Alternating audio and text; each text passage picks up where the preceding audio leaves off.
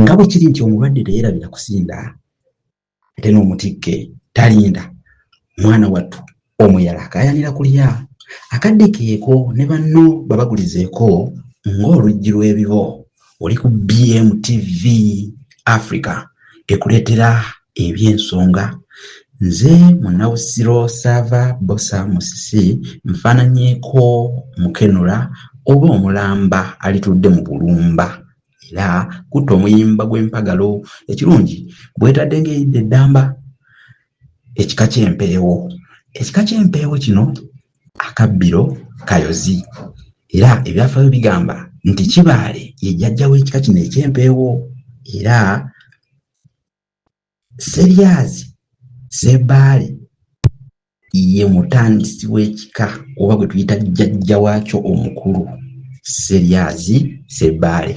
Naye nga erinnya eryo Seryazi Ssebaale kigambibwa nti lyakyusibwa bukyusibwa ne lifuukamu Kibaale. Kaakano Kibaale ye mukulu w'ekika, jjajja w'ekika ekyo nga bwe nkugambye bwe mbadde ntandika, eky'empeewo, omutaka omukulu owa Kasolya. Obutaka bwa Kibaale obukulu buli Kkungu mu Kyaddondo. Embuga ya Kibaale edda yabeeranga mu kifo ekiyitibwa Bbula eyo ku Kkungu. Seryazi Ssebaale afaanana okuba nga mu lubereberye baamuyitanga erinnya Kkungu.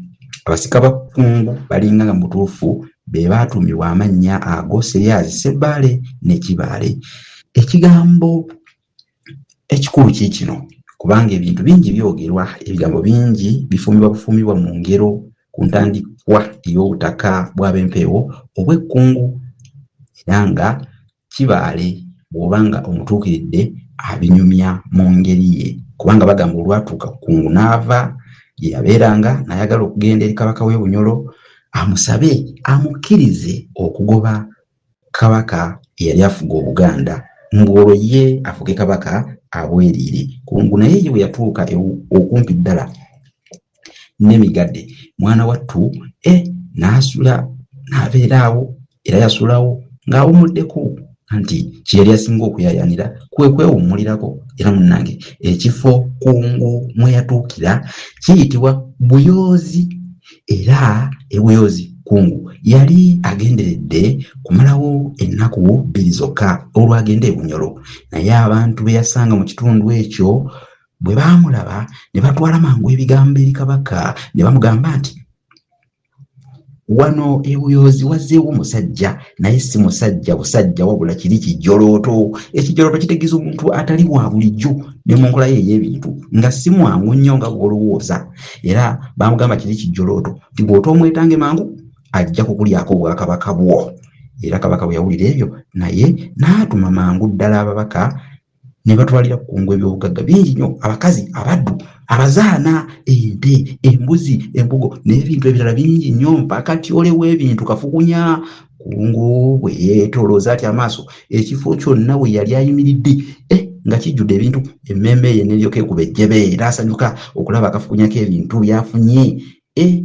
Bwe yamala okulaba obutitimbe bw'ebintu ebiryali awo ebiyitirivu byalimu nga bimwetoolodde, olugendo lw'e Bunyolo ate teyalutta, n'alusuulamu emisanvu ne yeebeerera ng'awo mu bwaliiri bwe buyita obugagga bwe yali yeefunidde. Ate waayita mmeka? Waayitawo ebbanga ttono nnyo Kasoma ow'Olugave naye n'ayagala okutuukiriza olugero olugamba nti ekinene kisingirwa oba ekinene kigenda na kusingirwa, enseenene zigenda na vvu. Kyeyava addira muwala we yayitibwanga Nampyangule n'amuwa Kkungu abeere mukyala we.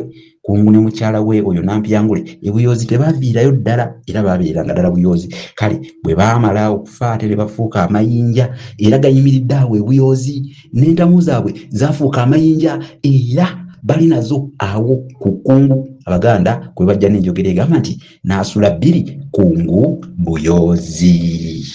Kakati nno munnange olw'okuba Kkungu yali ng'agenderedde okumala ennaku 2 zokka ku Buyoozi, yatuulira ddala bukonge buli Ndawula bwe yatuula eri ewalala. Mwana wattu obaka bootongo baatuula ku mimwa naguno gujjwa munnange tavangako, kyewuunyisa nnyo n'abantu. Era olugendo olwo munnange leero olw'okujja kw'ab'empeewo mu Buganda kijje ow'omu Bubiro ye yagamba nti ab'empeewo ababereberye mu Buganda mbu bajja basatu mbu kwaliko Kkungu, kwaliko Kaddu, Kibirango, Kijje. Mbu abooluganda babasatu okujja mu Buganda mu baava Masaba ne batuukira Ewanika mu Bubiro.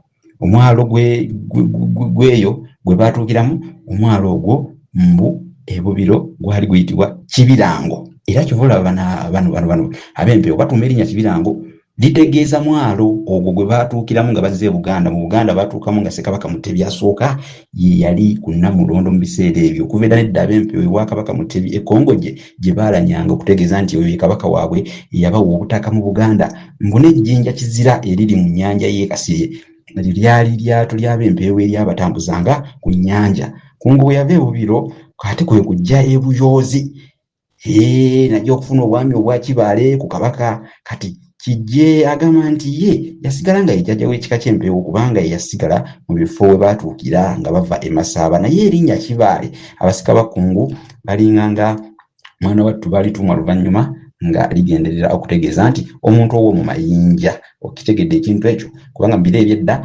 olunyolo lwabanga lungi, lwayogerwanga mu bitundu bya Buganda bingi kuba Abanyolo baali bangi nga bafunzizza ebitundu ebisinga. Kati Buganda mwe yagaziira era n'ebwabwagala, ate nga olulimi olunyolo amayinja gayitibwa Mabaale.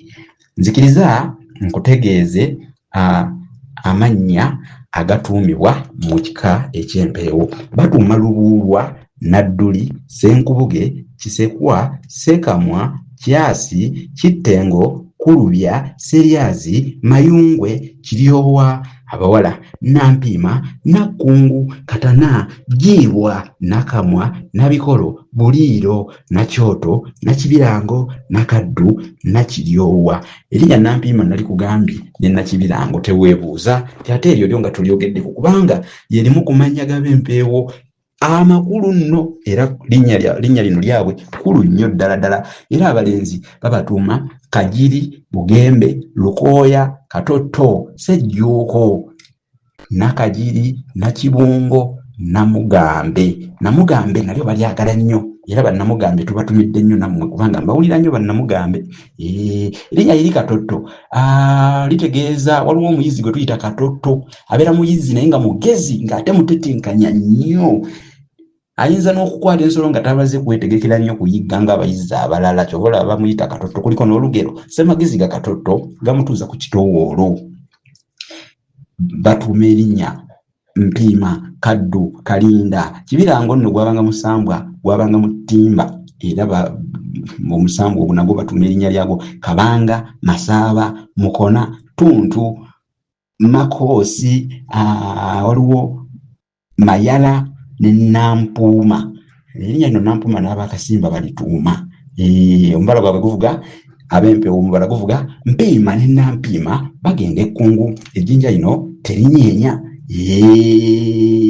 Kale kankomeko wano olunaku olwaleero muli ku BMTV Africa. Nze Munabusiro Sava Bosamusi ne kojjange Omulangira Ssuuna ate abatumidde Ssuuna Diouf omulangira wa BMTV Africa tabatumidde alamye bulaami. Kale mbasaba abeetaaga okumanya ebisingawo, abeetaaga ebitabo bye nawandiika, nammwe abagenda okuneetaaga mugereko ku mukutu gwange oguyitibwa Munabusiro n'Olulasangeye musubscribingeko mugendeeyo mutuukeeyo. Abaneetaaga ndi ku 0781599343 07 gisome bulungi 0785999343. Ebyo nno ebyafaayo byenkuwaddeko ebikwata ku kika kino eky'empeewo. Mpozi omulimu gwabwe omukulu kankalekewo nga akatalekeka obwa Kibaale. Nja kudda obwa Kibaale mbwogereko nga bwetongodde, nja kufunawo akadde kubanga omulimu gw'obwa Kibaale mukulu, anti Kibaale ye musigirewo wa Kabaka era omulimu gwakola ogwo mukulu. Owulira olugero lugamba nti mpaawo kinene kyetwala ne Kabaka ayingira omwa Kibaale n'amulamula. Kale nsiibudde, Ssaabasajja Kabaka awangaale.